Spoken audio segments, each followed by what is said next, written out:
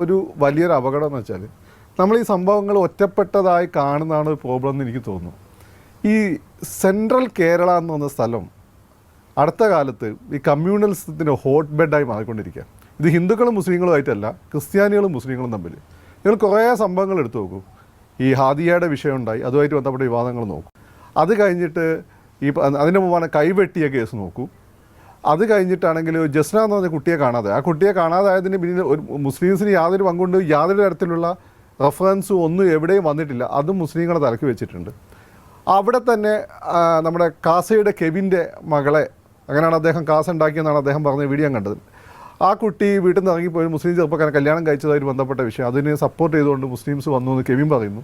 ഇങ്ങനെ ഒരു വല്ലാത്ത രീതി അതിശക്തമായ ക്രിസ്ത്യൻ മുസ്ലിം വേർതിരിവും വെറുപ്പും ഉണ്ടാക്കുന്ന ഒരു ഏരിയ ആയിട്ട് ഈ സെൻട്രൽ കേരള മാറിയിട്ടുണ്ട്. അപ്പോൾ അതിൻ്റെ പിന്നിൽ രണ്ട്